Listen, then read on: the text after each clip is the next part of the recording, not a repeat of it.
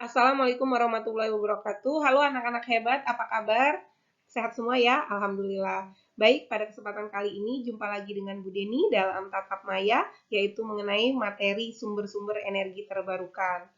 Sebelum kita mempelajari materi sumber-sumber energi terbarukan, marilah kita berdoa sesuai dengan agama dan kepercayaan kita masing-masing. Bismillahirrahmanirrahim. Baik, mengapa kita perlu mempelajari materi sumber-sumber energi atau energi terbarukan? Yang pertama itu karena krisis energi yang dihadapi Indonesia saat ini semakin berat, yaitu terbukti pada kita yang sering mengantri bensin sampai puluhan kilometer ya, panjang sekali. Kemudian yang kedua, harga minyak yang berfluktuasi ekstrim. Hal ini juga dikarenakan sudah beberatnya beban subsidi yang sudah ditanggung oleh pemerintah. Yang ketiga, terbatasnya sumber energi berbahan bakar fosil. Dan yang keempat, yaitu energi berbahan fosil ini ternyata menghasilkan pencemaran lingkungan seperti asap kendaraan bermotor, hujan asam, mengganggu kesehatan, dan menyebabkan pemanasan global. Sehingga di sini kita perlu memiliki yang pertama diversifikasi energi, yaitu mengurangi ketergantungan terhadap bahan bakar fosil. Yang kedua, konservasi energi, yaitu penggunaan yang bijak terhadap energi atau hemat energi seperti itu. Sehingga kita juga di sini perlu mencari sumber energi alternatif atau energi terbarukan yang ada di sekitar kita yang ramah lingkungan.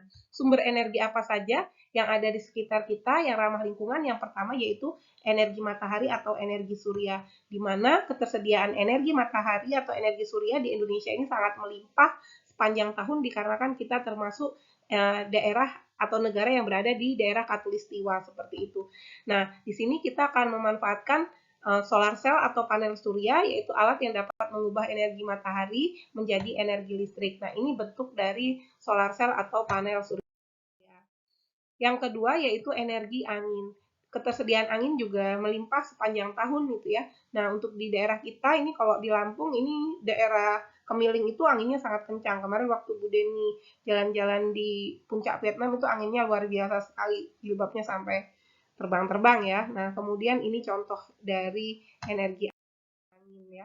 Jadi sketsa kincir tenaga angin itu memanfaatkan kincir angin, kemudian generator, kemudian kabel seperti itu sudah dapat digunakan untuk memanfaatkan energi gerak yang dirubah menjadi energi listrik yang nantinya dapat dimanfaatkan untuk energi cahaya dan lain sebagainya. Yang ketiga yaitu tenaga air. Tenaga air ini di Indonesia sangat potensial sekali karena Indonesia memiliki memiliki banyak laut seperti itu ya, terdiri dari banyak laut, sungai dan lain sebagainya. Nah, di mana energi tenaga air ini memanfaatkan energi potensial dan kinetik, kemudian perbedaan temperatur dan salinitas, sehingga nantinya dapat dibuat hidroelektrisitas, kemudian pembangkit listrik tenaga mikrohidro, hidroelektrik tanpa bendungan, arus laut, konversi energi termal lautan, energi pasang surut, gelombang air laut, gradien salinitas, dan lain-lain. Nah, yang keempat yaitu energi panas bumi. Energi panas bumi ini merupakan energi yang dihasilkan oleh tekanan panas bumi yang berada pada 1000 sampai 2000 meter di bawah permukaan bumi. Nah, ini gambarnya.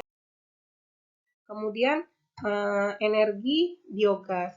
Energi terbarukan biogas ini adalah yang dihasilkan oleh aktivitas anaerobik atau fermentasi dari bahan-bahan organik, termasuk diantaranya kotoran manusia dan hewan, limbah domestik rumah tangga, sampah biodegradable, atau setiap limbah organik yang biodegradable dalam kondisi anaerobik, di mana kandungan utama dari biogas adalah metana dan karbon dioksida.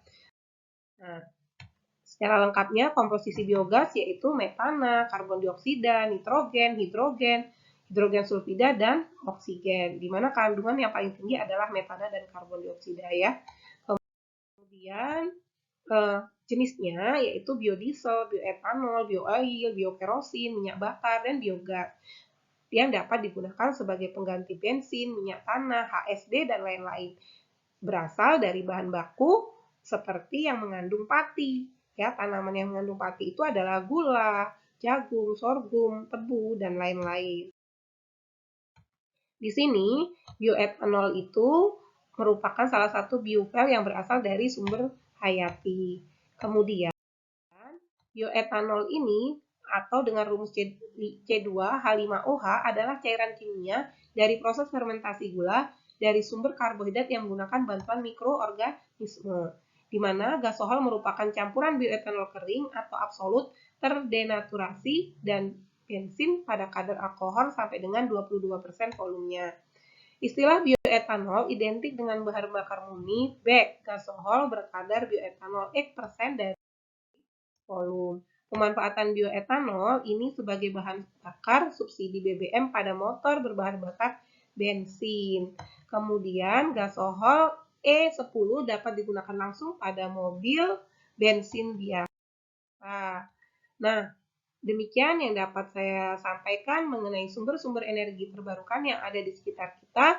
Untuk selanjutnya, saya harapkan kalian dapat membuat sumber-sumber energi terbarukan atau energi alternatif berdasarkan yang ada di sekitar lingkungan kalian dengan mengikuti petunjuk pada LKPD yang akan Ibu bagikan pada WA Group. Demikian yang dapat Ibu sampaikan. Terima kasih. Salam sehat selalu. Selamat belajar. Assalamualaikum warahmatullahi wabarakatuh.